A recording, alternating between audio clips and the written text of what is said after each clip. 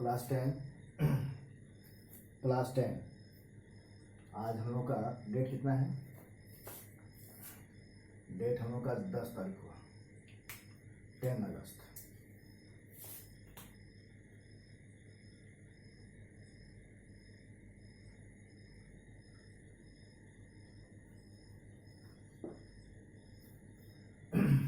इसको हम लोग CW समझते हैं। और आज हम लोग चैप्टर ट्रायंगल से एक एरिया थ्योरम के बारे में जानेंगे। ये आपका NCERT बुक अगर निकालते आप हैं तो NCERT में आप इसको थ्योरम 6 नंबर में ये थ्योरम आपके पास दिया हुआ है बुक में। इसका स्टेटमेंट आपके पास लिखा हुआ है, उसको ध्यान से देखेंगे। आप यहाँ भी देखिए और आप अपने बुक में भी पढ़ सकते हैं इसको कि prove that the ratio of the areas, prove that the ratio of the areas of two similar triangles is equal to the ratio of the squares of any two corresponding sides. ये theorem का statement, इस theorem पर ध्यान दीजिए। आज जो आपके पास ये वीडियो जाएगा ये 2 पार्ट में या 3 पार्ट में रहेगा, क्योंकि ये थ्योरम बड़ा है और इस थ्योरम को बनाने के लिए हमको हो सकता है कि 2 बार इरेज करना पड़े बोर्ड को, इसलिए एक बार में इतना लंबा वीडियो जाना भी पॉसिबल नहीं है। इस नहीं पॉसिबिलिटी के कारण ही जो है इसको हम लोग दो चांस में या 3 चांस में हम इसको वीडियो को भेजेंगे। इसको अब जब कंटिन्यू लिखा रहेगा तो समझिए कि फिर से आपको नेक्स्ट स्टेप का वीडियो चेक करना होगा।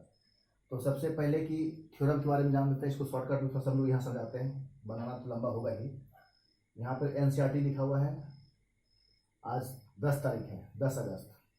तो थ्योरम 6 ने कि prove that the ratio of the areas, अगर 2 ट्रायंगल आपके पास में ABC और DEF, 2 ट्रायंगल आप दिखाई दे रहा है आपको, इसका रेशियो जब निकालते हैं एरिया का रेशियो, तो एरिया का रेशियो निकालने का, रेशियो का मतलब डिवाइड, रेशियो का मतलब हमेशा हम लोग जानते हैं कि डिवाइड होता है। तो area of triangle ABC divided by area of triangle DEF का रेशियो जब निकालेंगे तो ratio of the squares of any two corresponding sides, अगर हम लोग पहले इसमें हम गिवन लिख ही देते हैं। गिवन में थोड़ा सा लिख देने से क्या होगा कि आपको क्लियर दिखेगा। गिवन दिए triangle ABC similar triangle DEF, ये आपका गिवन है। ट्रायंगल ABC और ट्रायंगल DEF दोनों ट्रायंगल आपका सिमिलर है। तो जब ये ट्रायंगल सिमिलर है तो सिमिलरिटीज में करस्पॉन्डिंग साइड का रेशियो इक्वल होता है। सिमिलर ट्रायंगल जब भी रहेगा तो जब ट्रायंगल ABC और ट्रायंगल DEF जब सिमिलर है तो हम लोग लिख सकते हैं कि AB by DE equal to BC by EF equal to AC by DF, हम लोग ऐसा लिख सकते हैं। और इसके बाद जब 2 ट्रायंगल आपका सिमिलर है तो एंगल रेशियो में नहीं होकर के एंगल इक्वल होता है, करस्पॉन्डिंग एंगल। तो एंगल A और एंगल D दोनों करस्पॉन्डिंग एंगल है, तो एंगल A एंगल D के इक्वल है, और एंगल B एंगल E के इक्वल है, और एंगल C एंगल F के इक्वल है। ये आपको जानना होगा 2 सिमिलर ट्रायंगल जब दिया हुआ है तो इसमें से triangle ABC similar triangle DEF, therefore angle A equal to angle D, angle B equal to angle E and angle C equal to angle F, ये इक्वल होगा। इसको हम लोग CPST बोलते हैं। पहले ही सिमिलरिटी जब पढ़ाते तो उसमें बताए थे CPST का फुल फॉर्म क्या होता है, corresponding part of similar triangle. तो जब दोनों ट्रायंगल सिमिलर है तो एंगल A एंगल D का करस्पॉन्डिंग पार्ट है, इसलिए angle A equal to angle D होगा CPST से। टू प्रूव में अब इसके बाद चलते हैं हम लोग टू प्रूव में। जब टू प्रूव में चलेंगे तो इसको थोड़ा सा इरेज करते हैं, अब जगह कम बच रहा है हमको, क्योंकि नीचे भी जगह कम है, इसलिए हम लोग इसको मिटाते हैं। क्लास 10 तो ध्यान में रहेगा ही हम लोग को। इस स्टेटमेंट को मिटाते हैं, फिगर तो वही रहेगा, फिगर को मिटा देंगे तो बनाना मुश्किल हो जाएगा थोड़ा सा हम लोग को। तो गिवन में हम लोग आ गया, इसके बाद गिवन के बाद टू प्रूव में आएगा। यहाँ से इसको भी हम बताते हैं, क्लास 10 यहाँ कर देते हैं, या क्लास 10 आप साइड में लिखे, क्या दिक्कत है, क्लास 10 को साइड में लिखते हैं। टू प्रूव में आएगा, to prove area of triangle ABC by area of triangle DEF equal to AB square by DE square equal to BC square by EF square equal to AC square by DF square. अब corresponding side को ध्यान से देखिए, AB square लेंगे तो इसका DE square का ratio देना होगा, और अगर BC नीचे वाला लेते हैं तो इसका नीचे वाला बेस हम लोगों का EF है तो EF स्क्वायर दिए, और AC स्क्वायर लेंगे तो DF स्क्वायर लेंगे। आप इसमें से इसको सिंपल वे में देखिए। इसके बाद इसमें से सबसे पहले एक चीज और भी ध्यान सुनिए कि जब हम लोग थ्योरम प्रूव करते हैं तो बताए थे थ्योरम प्रूव करते समय हम लोगों को 4 स्टेप चाहिए, गिवन, टू प्रूव, कंस्ट्रक्शन और प्रूफ। तो किसी किसी में कंस्ट्रक्शन का नीड नहीं होता है, लेकिन यहाँ पे कंस्ट्रक्शन का नीड है सर। तो कंस्ट्रक्शन का नीड है तो ये कंस्ट्रक्शन हम लोग को करना पड़ेगा। तो तीसरा स्टेप में हमका कंस्ट्रक्शन आ गया, कंस्ट्रक्शन लिख के डैश दिए हम लोग।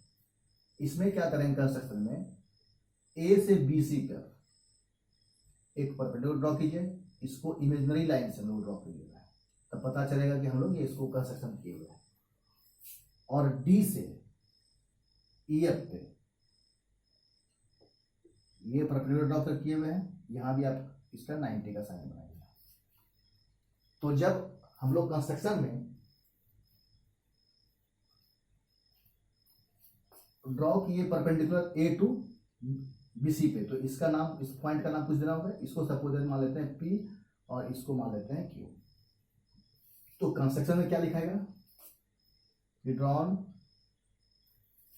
AP perpendicular BC and DQ perpendicular EF।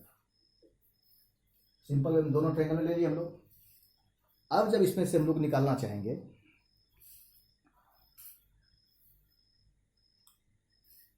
Construction के बाद हम लोग आएंगे प्रूफ में, नेक्स्ट स्टेप प्रूफ में आएंगे। अब ये जो गिवन लिखा हुआ था आपका, इसको हम लोग इरेज करेंगे। स्पेस तो मेरे पास है नहीं, तो इसको हम लोग इरेज करते हैं, फिगर हम लोग रहने देते हैं कि फिगर से ही सारा बनने वाला है। बी को फिर थोड़ा सा लोकेट करते हैं अच्छा से। अब ये प्रूफ में जब आएंगे तो चौथा स्टेप में आपका प्रूफ हो गया। और ये हमेशा ध्यान दीजिए, जब जब स्टेप आप लिखना चाहेंगे कोई भी, तो आप उसको अंडरलाइन करना मत भूलिएगा। इससे पॉइंट आउट होता है, पता चलता है टीचर को कि बच्चा क्या क्या लिख रहा है, क्या कर रहा है। तो प्रूफ में आते हैं, जैसे ये दोनों बड़ा ट्रायंगल ABC और DEF तो हम लोग का सिमिलर है ही। छोटा ट्रायंगल को हम लोग सिमिलर कर सकते हैं। किसको किसको, देखिए ध्यान से, इसको जिसको हम लोग टिक मार रहे हैं, जिसको टिक आउट किया हुआ समझिए, उसको हम लोग को सिमिलर करना है। तो सिमिलर जब करना चाहेंगे तो कैसे सिमिलर होगा, सो ध्यान से देखिए। ये एंगल आपका ऑलरेडी इक्वल है सिमिलरिटी के कारण, CPST।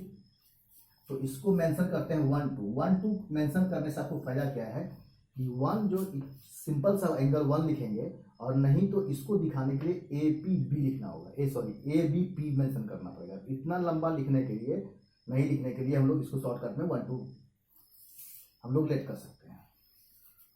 तो प्रूफ दिए, in triangle ABP and in triangle DEQ, इसमें जाएंगे DEQ, इसको अंडरलाइन कर दें ताकि दिखाई पड़ेगा किस ट्रायंगल को मेंशन कर रहे हैं हम लोग।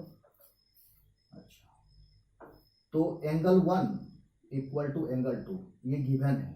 ये क्वेश्चन में सिमिलर के कारण ये गिवन है। कैसे गिवन है, इसमें CPST लिखा हुआ नहीं है, लेकिन सिमिलर ट्रायंगल है इसलिए लोग CPST कर सकते हैं। उसके बाद हम लोग जब चलते हैं ध्यान से देखिए, इसको मान लीजिए आप 3 और इसको मान लीजिए 4, 90 90। तो इस ट्रायंगल का हम लोग ABP का 2 लिए, सॉरी 3, 1 2 हो गया, और इसका 3 यहाँ sorry yes, angle 3 equal to angle 4। और ये भी चीज ध्यान देना चाहिए, अगर आप ट्रायंगल ABP को पहले लिखे हैं तो सारा काम आप पहले AB में ही करेंगे। Angle 3 equal to angle 4 90 degree each by construction ये कंस्ट्रक्शन से हो गया।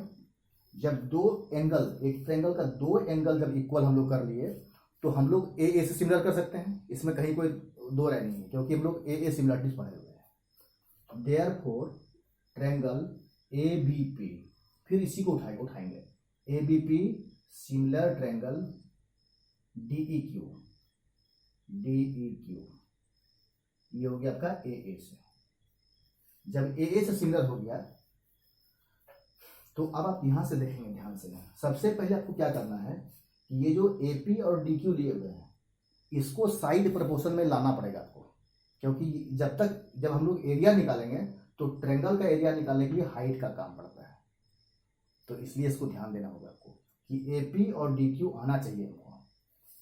तो जब साइड पर ये ट्रायंगल सिमिलर हो गया ए से, तो हम लोग ऐसा लिख सकते हैं कि A P by D Q equal to A B by D E, ऐसा भी कर सकते हैं हम लोग। तो पहले हम लोग क्या करते हैं, ए बी को ही लिख देते हैं, A B by D E equal to A P by इधर से डी क्यू लीजिए, डी क्यू